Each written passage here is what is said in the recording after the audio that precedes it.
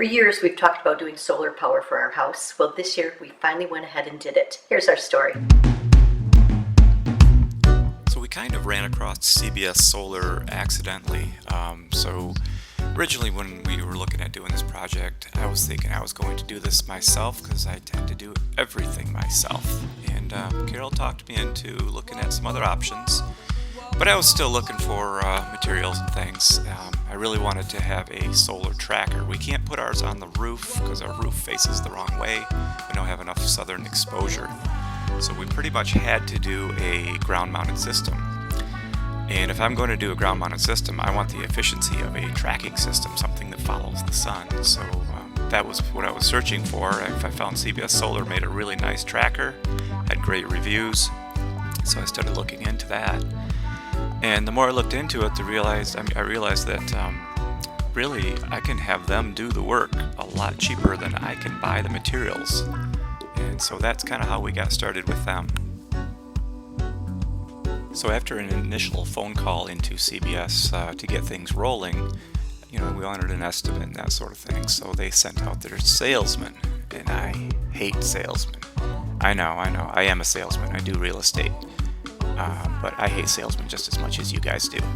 It was really refreshing to have Nick show up, and there was absolutely no pressure. He was really here to help. He wanted to do whatever we wanted to do. So we talked about a few options and came up with a plan, and they got back to me with an estimate, and we got the ball rolling.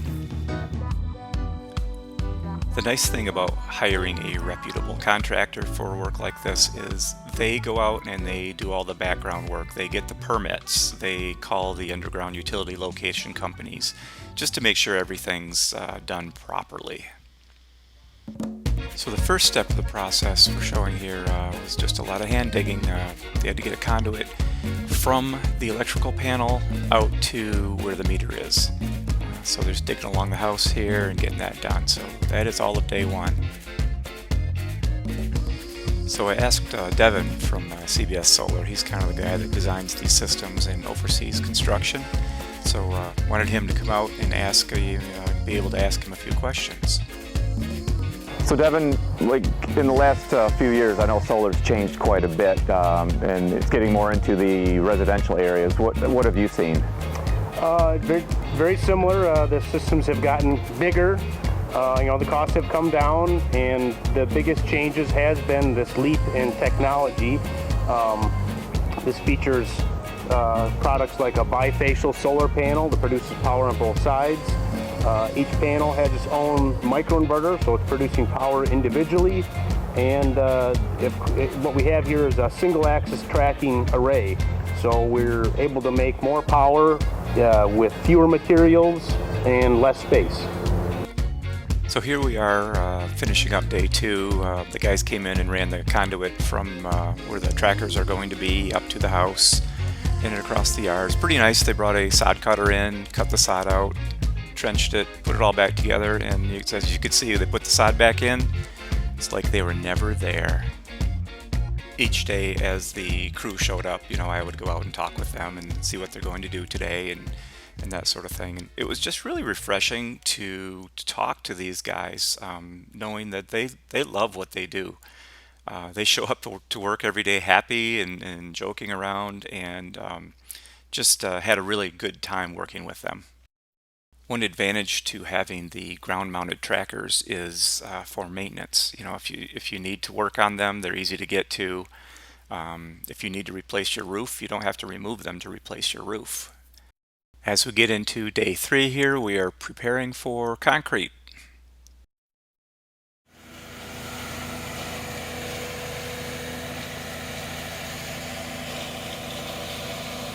Go Team Elmer!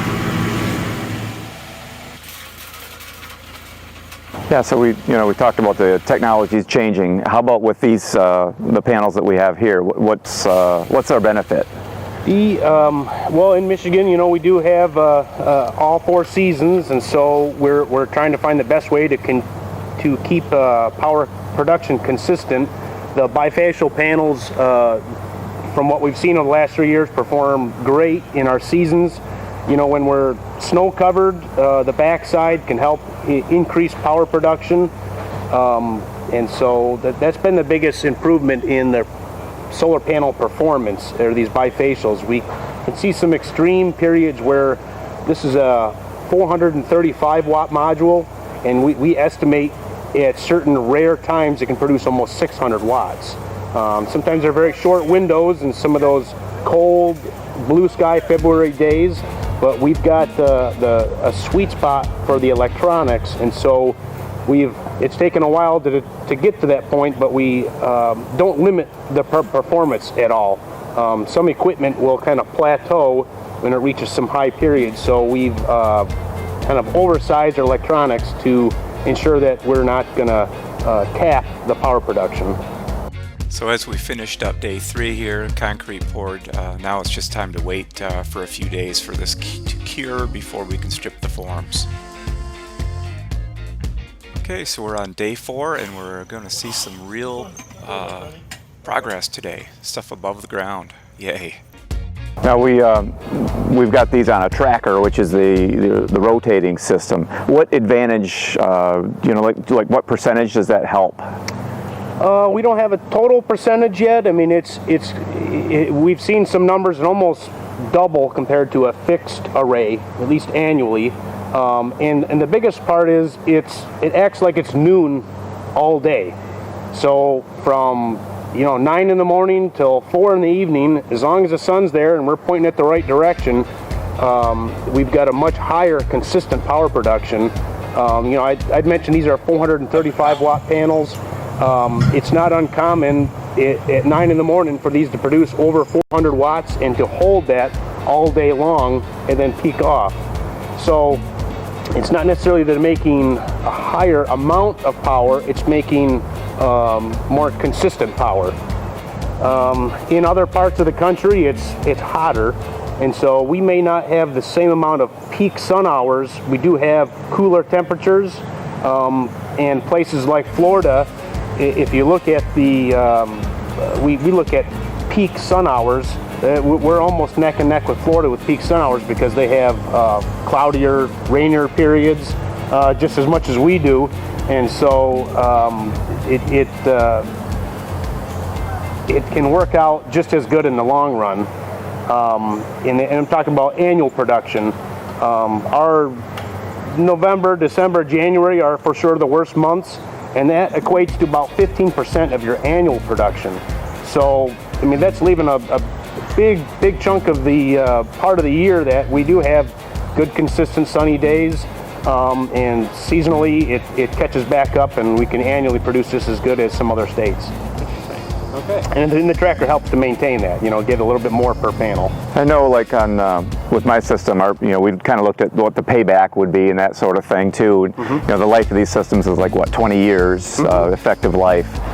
So I'm looking at like an 8-year payback on this thing too, which is pretty amazing. Yeah, we like to say we've always tried to hit that sweet spot, and the price per watt is how the industry looks at it. This is changing the ball game a little bit because it's about your cost per kilowatt hour as well. Some kind of a hidden fact that some other vendors or technologies try to ignore. And I know, I'm not going with a battery backup system on here. We're going to do a grid tie. So during the day, I'm going to send power over to the grid, and at night I'm going to buy it back. So that's just another thing to consider when you're looking at solar. Okay. Yeah, and that's typically the best place to start, where traditionally that was very difficult to take a grid-tied system and battery base it later. However, there's been improvements with, they call it AC coupling, where we're able to take a battery-based inverter and then island the house and then re-excite these in an off-grid scenario so that they can battery base and charge. And then the new technology essentially just measures the power coming in and measures the power that the house is using, and it can redirect to a battery with something almost like a variable charger. It'll charge the batteries more when there's excess and dial the charging back when there isn't, so that we're not pulling from the grid to charge the batteries. We've sized these 2 units that they will probably give us about 100% of our power for the year. I mean, it's going to average out. In the winter, we're going to buy more. Summer, we're going to sell more.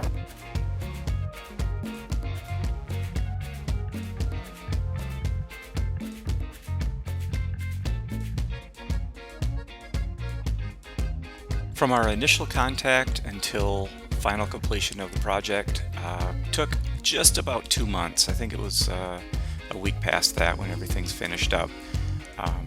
Not all that time is construction time. Most of it is, waiting for permits and that sort of thing. But construction time itself was probably 7-8 days. So what was your favorite part about this project? I didn't have to do anything. And all the guys were belts, so I didn't have to see anything I didn't want to see. One of the biggest questions when getting started with this is how much energy do you want or need to produce? Like for our system, we went through our electric bills for the past year and said, okay, this is how much we've used, and we've decided that we want to try to offset 100% of that use. And we're pretty efficient. We've got our house, there's just 2 of us living here. It's pretty efficient. We don't use a ton of power. So what we ended up with was 4 400-watt panels on 2 of these trackers. So they call these super trackers. These are the ones that will follow the sun across the sky. The 400-watt panels are bifacial, which means they can draw energy from both sides. So any reflectance that comes off the snow, off the ground, anything that comes up on the backside, also feeds into the system. The panels are actually rated for 435 watts instead of 400 at initial installation. The reason they do that is by the time the lifetime of these is up, around 20 years from now, they will be degraded to around 400 watts. So we're actually working backward toward our goal. I kind of like waking up every morning and seeing them looking this direction, just kind of checking out the sun.